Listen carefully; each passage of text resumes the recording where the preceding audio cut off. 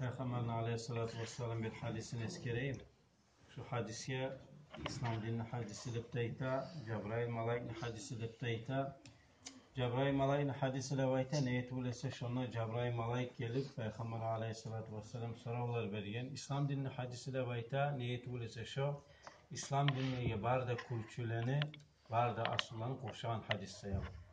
Ömer radıyallahu anh hayta bir keren biz Peygamber olan birçe sallallahu aleyhi ve sellem oturup durağında bizim üstümüzge birev girip geldi dey.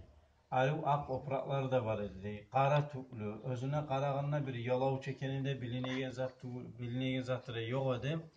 Ve bizim aramızda hiç onu tanıyan adamla yok idi bayta.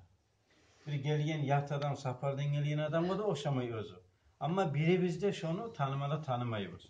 Bir tamaşa aydada bir gelip üstümüze girip gelip kaldı diye birev.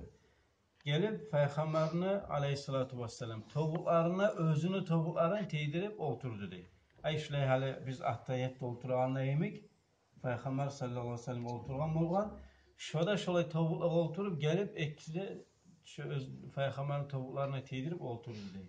Soradı diye ya Muhammed akbirni anil İslam nevaytı. Sen bana haber ver İslam nevaytaga nizattır nevaytı soradı diye. Peygamber aleyhissalatu vesselam ayıttı diye İslam birinciliği iman şehadet keltirmek, namaz kılmaktır, oruza tutmaktır, zakat çıkarmaktır, hac kılmaktır, güç yatağın adam olup şu 5 aslını eskergen. İslam nevaytağınızda şu 5 zatını korşay. O zaman o geliyen sorağan adam ayıttı diye tüzayit asan nevaytı. Biz tamaşa bulduk diye o var. Neçik bu adam soramada sorap cevabını alanda tüzayit asan nepte ayta. Bu kim eken nevaytı? Hala onu bir geliyen kuyuda bir tamaşaçı geliyen kuyu.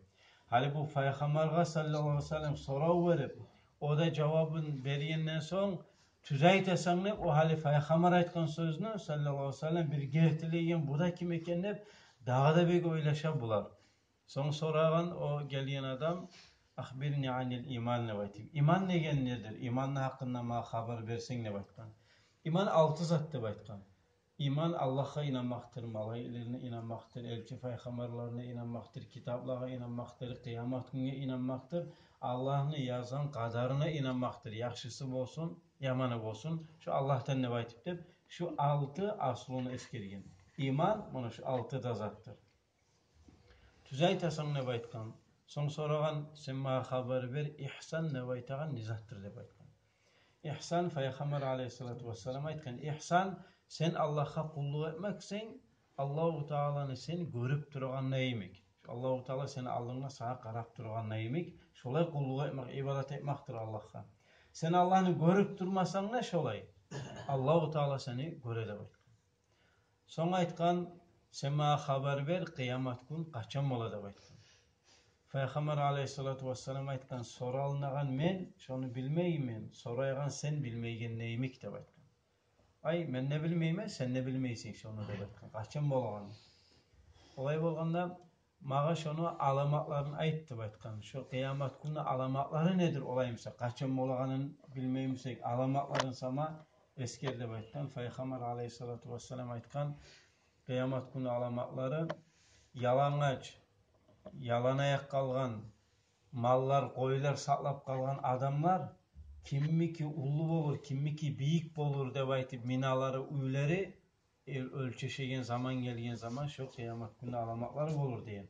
Sonra ata anaga bek qarulu yaman yaşlar bolup şoda kıyamet günü alamaklarının şonu desken.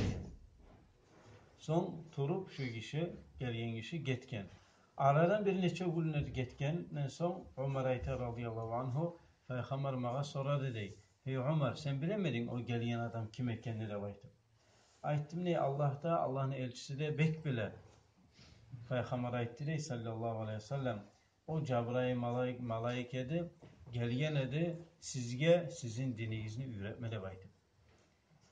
Şu Cebrail malayik şu adam suratta gelip bilmeyen aklı bolup soraygan bolup, ondan cevap alıp, hakikatte şunu oturgan, şu mecliste bar adamlara İslam dinini asılların, imanını asılların, ihsanını özünü kuyun ve kıyamet günü alamatların şu hadisin içinde bize anlatıp getken.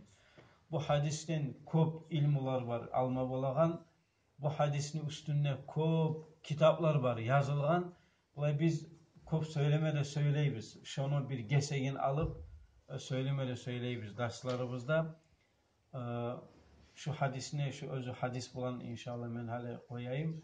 Allahu Teala şu hadisini bize bereketin tidirsin. Allahu Teala özü Peygamberin aleyhissalatu vesselam yolundan tayışmayla şunu yolundan yürümeyi Allahu Teala bizge nasip etsin. Kıyamet gününde de onun şefaatin bizge tidirsin. As-salatu